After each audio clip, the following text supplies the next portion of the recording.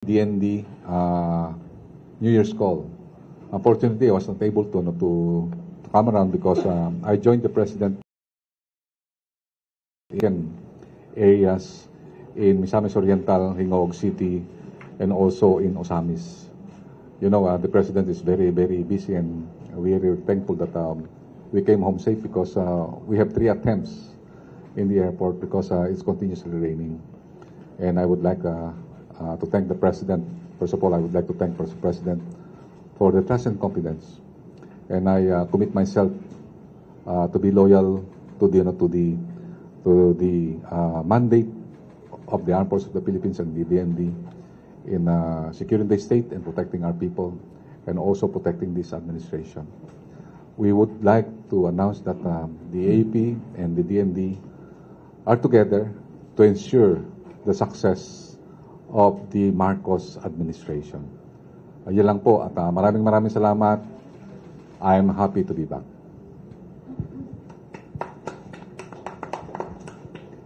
General Centino, sir.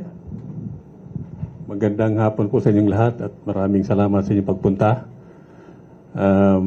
As mentioned by the good Secretary Galvez, we just had our AFP Command Conference, which I co-presided with the Secretary. This Command Conference is traditionally done during to report the year-end accomplishments and to lay out the plans for the coming year.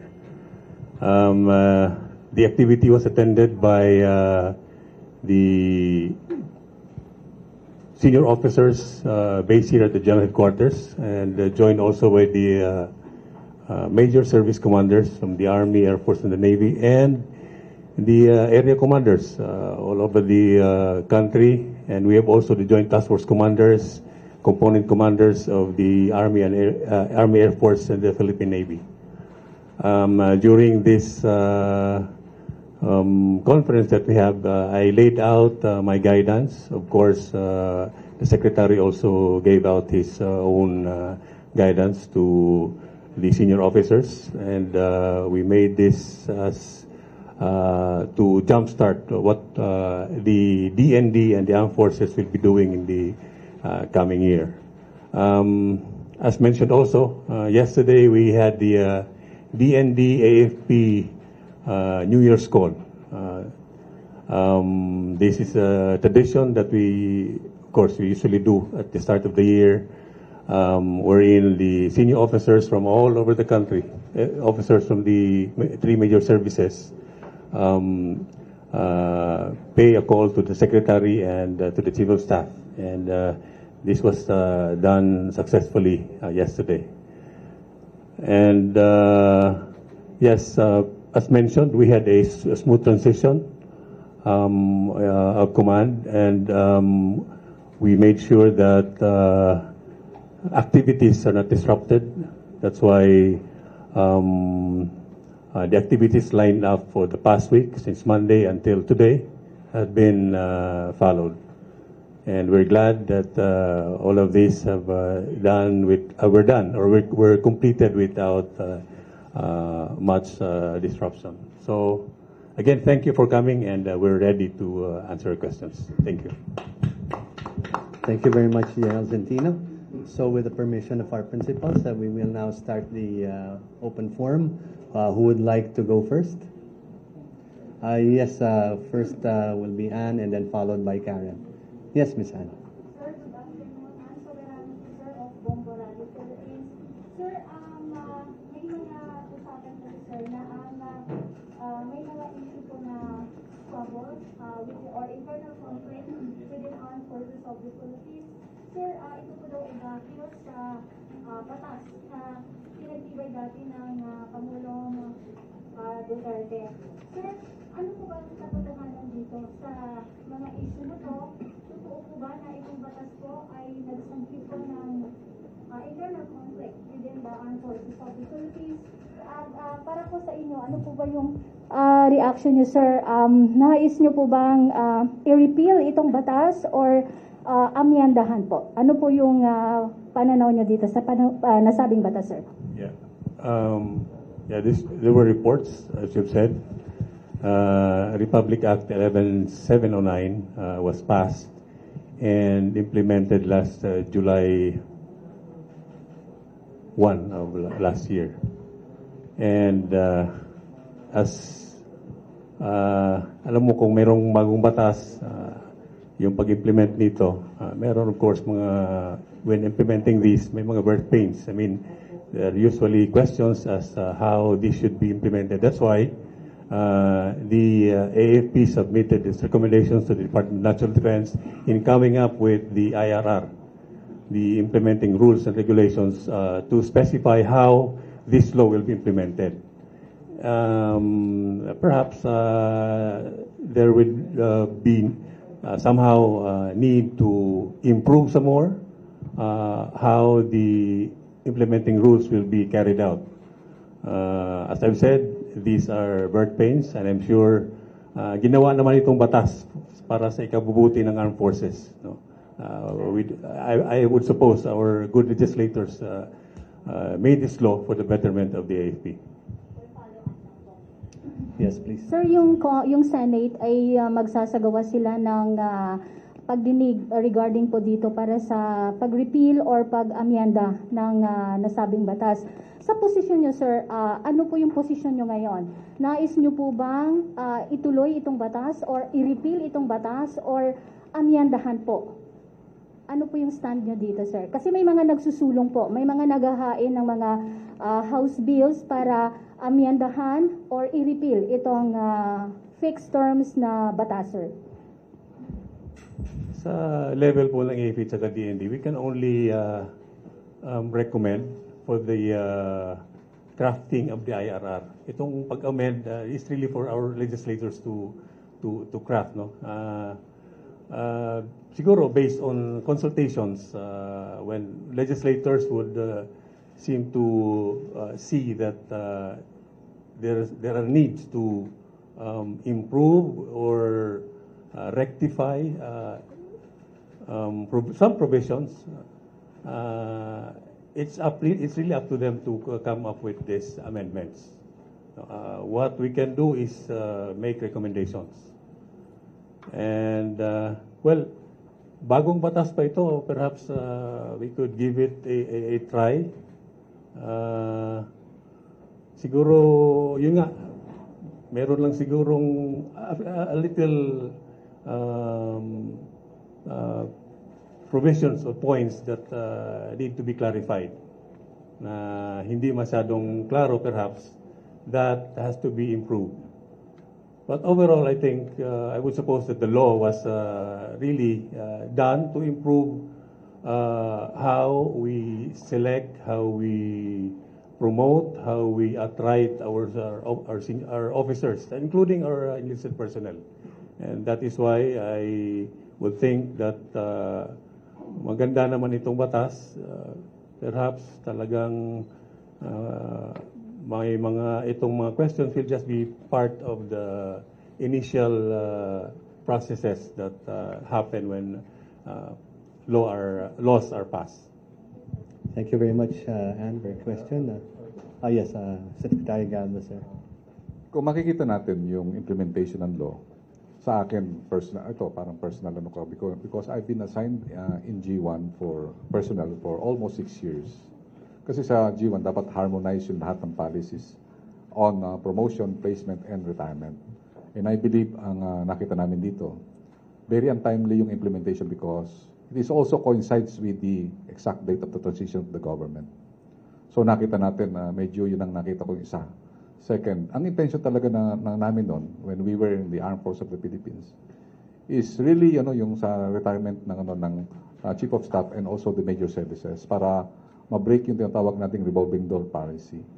But in the implementation of the enactment of the law, sinama yung mga area commands, which definitely it restricts yung ng Board of Generals, restrict the power to govern.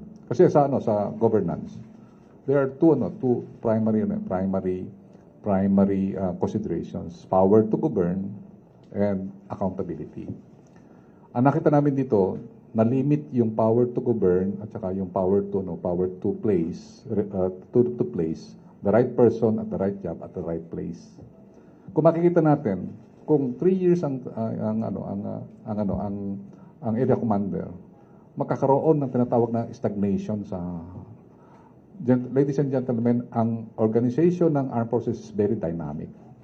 Pagka nag-stagnate yung tinatawag natin yung promotion cycle ng armed forces, there is demoralization. So basically, yun ang nakita ko na concepts natin na the retirement law, its implementation, we found out that that's not agar with the tinatawag nating the promotion system of the armed forces. So dapat yung retirement law at saka yung promotion system, the placement, and also yung tinatawag natin training should be harmonized into one. Ang nangyari, ang retirement law, it restricts our placement policy, our promotion policy, and also yung tinatawag nating choosing among the qualified. Kasi for example, in myself, kailangan ma-assign namin yung sa BARM. Dapat yung pinakamagaling na doon na-assign. But because of the retirement law, pagka 3-star ka na, hindi ka na pwedeng i-rotate o i-lateral. So meaning the lateral flexibility of the chief of staff and also the service commanders to rotate their commanders in accordance to their specialties has been restrained and delimited. And that's the error of the law.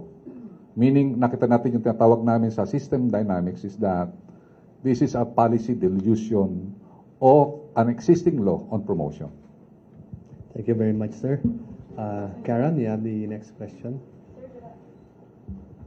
Secretary Galvez, General Centino, good afternoon. My name is Karen Lema from Reuters News. First of all, congratulations on your appointment. Sir, of course, before you took the helm of the DND, your predecessor has made policy pronouncements like his 10-point policy agenda. And I think just before the year ended 2022, we heard very strong statements coming from the DND expressing concern over the activities of China in disputed areas of the South China Sea.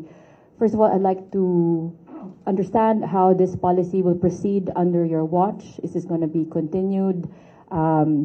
The recent statement on the South China Sea, how will this move forward under your watch? And sir, I believe that the USEC also expressed support over a possible visiting forces agreement with Japan.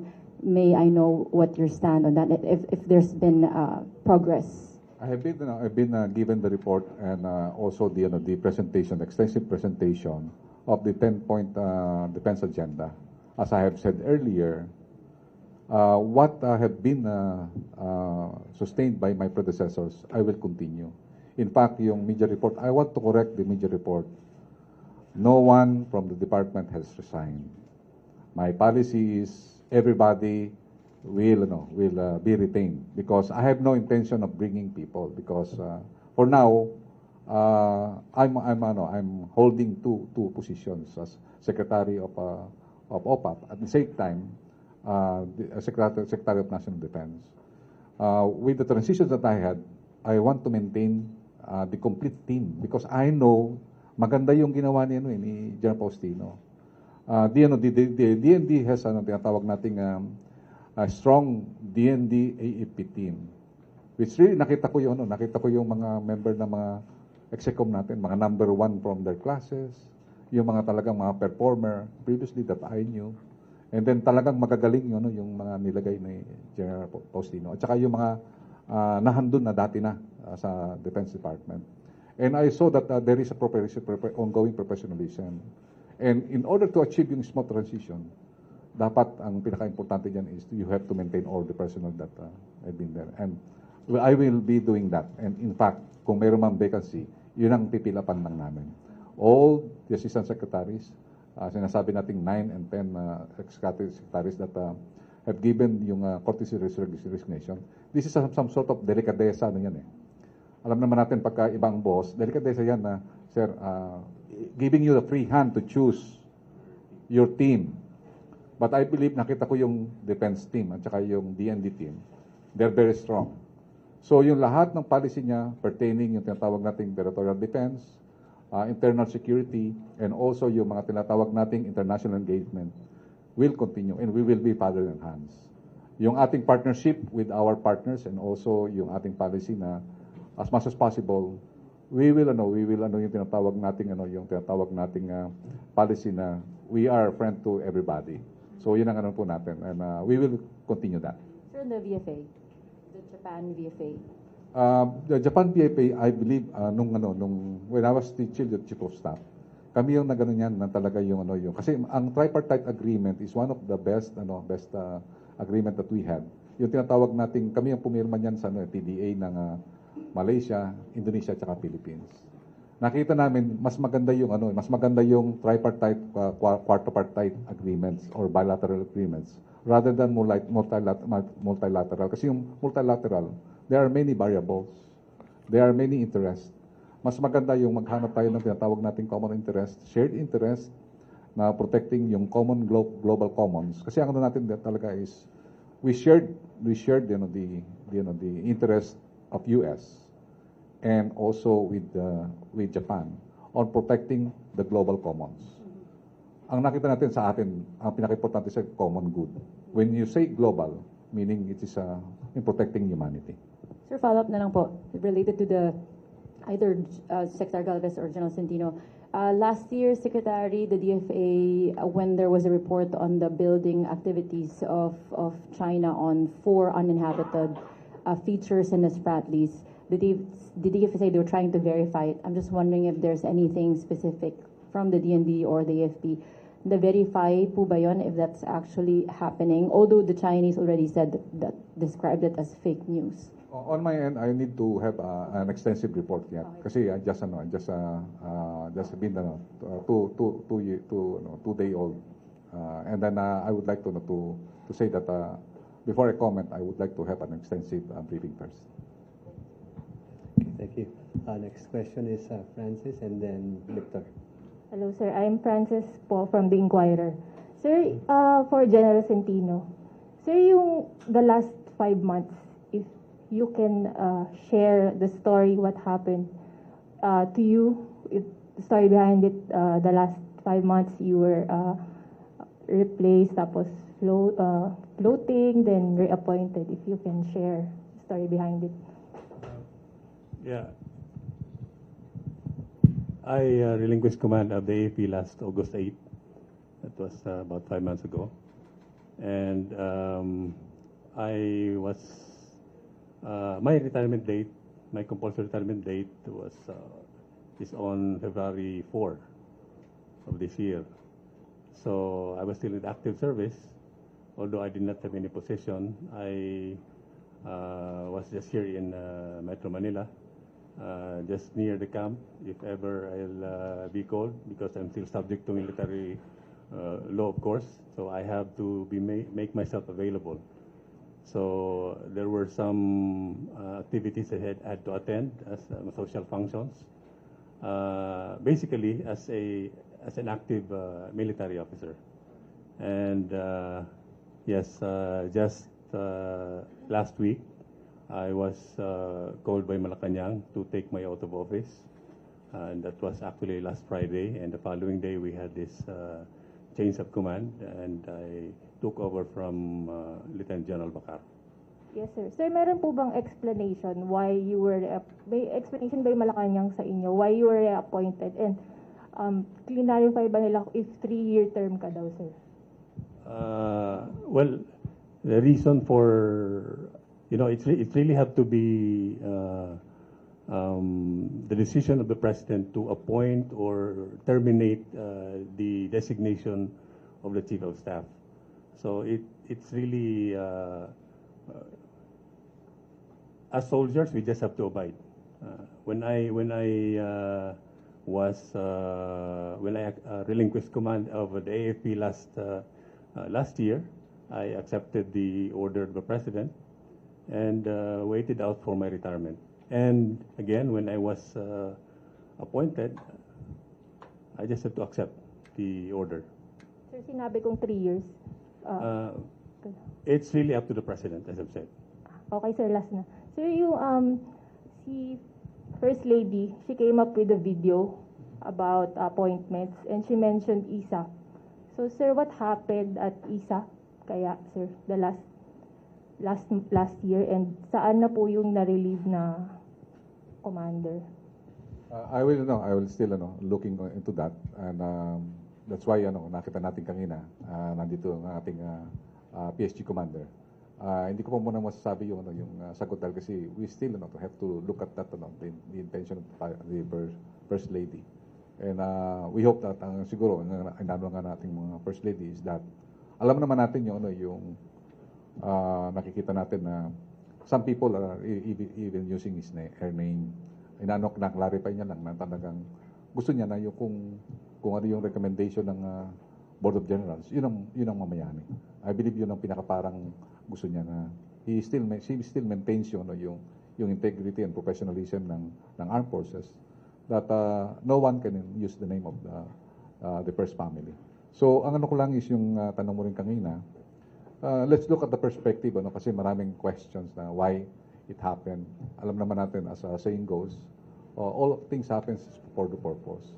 I believe the palace has the purpose on this, and I think we have to look on the future. And looking back, look at some lessons of what we have learned from that past. But as a new SND, and also as we work together with actually matagal kami nag-usap kagabi hanggang gabi. And ang namin is we wanted to concentrate on what we can do together in the future. And really, kasi kung natin yung burden of the past, as nasabi natin yung mga istorya ng mga squabbling, we can not go anywhere else. Ang natin is we have to respect the decision of the President. As we have all said, na the armed forces respect the decision of the President and the wisdom of the President. And we hope that this event that we have right now, nakita nyo, it shows the camaraderie of the armed forces and the DND. Nakita nyo, we are all happy. And we will make sure that as we go forward, we will make sure that meritocracy and also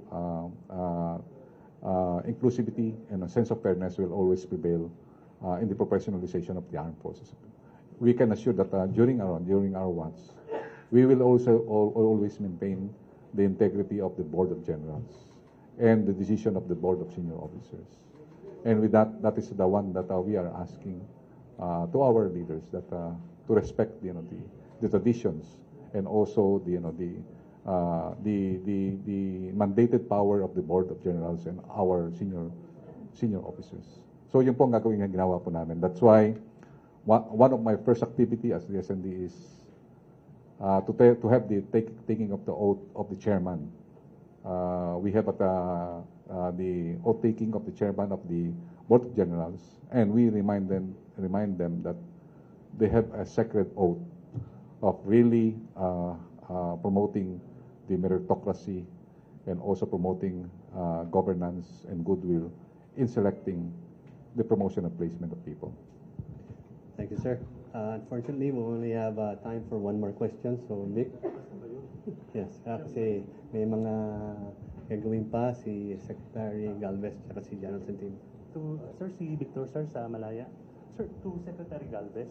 Sir, did you ask the President or did the President inform you why he replaced General Bacaro? Actually, hindi po ako na. Ang lang sa akin is when we went to his residence, he asked me, "Are you ready to take the post?" And I said yes. It's a very short, and I'm very happy that the President has confidence on really designating me as the Secretary of National Defense. So about what happened to General Bacaro, I'm not privy on that, because it is a policy decision. Sir, what do you say dun sa supposed unrest? I believe nakita nyo naman kanina, there is no truth on the unrest. Maybe mayroong tinatawag tayo na some tinatawag nating some valid issues, but we are resolving it now. Isa doon yung tinatawag natin yung some delays on the promotion. But yesterday, I told to the President, sir, is it okay that we can submit immediately the promotion, the delayed promotions for you? And then he was said, even during Saturdays or Sunday, you can give it to me. So ang namin ngayon is to fast track yung mga some remaining promotions and also the deployments of the different commanders, assignment of different commanders. And that's why I'm asking the Board of Generals to do overtime even during the weekend, because during the promotion, we need to be in mind that Congress will be convening on January 16. So we have to finish the submission of the Board of Generals. Sir, last, baka may instructions si Presidente sa inyong dalawa going forward. Ang ang instruction naman ng ating mahal na Presidente is to keep our focus intact. Kasi ang natin yung focus natin is really dalawang major focus natin. One is to maintain the integrity of our country. And second is to eliminate already the different insurgencies that we have. And second, he has given already the order to the armed forces of the Philippines. And it's I'm very fortunate that I came from a peace process perspective. And he said, actually, sa totoo lang, medyo hesitant nung una si Presidente kasi who will man the OPAPRO? Yan ang first question niya. Kasi nakita niya, maganda yung gains na natin.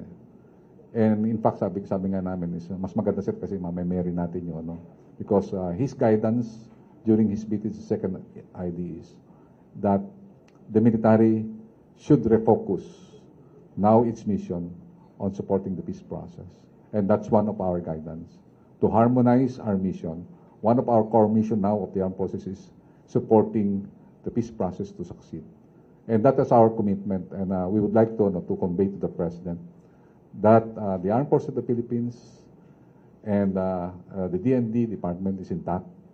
And we are now looking forward on the trust, goal, and guidelines that we have to accomplish for 2023 and beyond.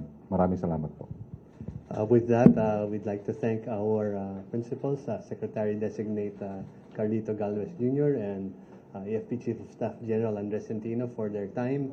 And we'd also like to thank you, our media friends, for being so patient and waiting with us. So thank you very much, everyone. Sirs, thank you so much.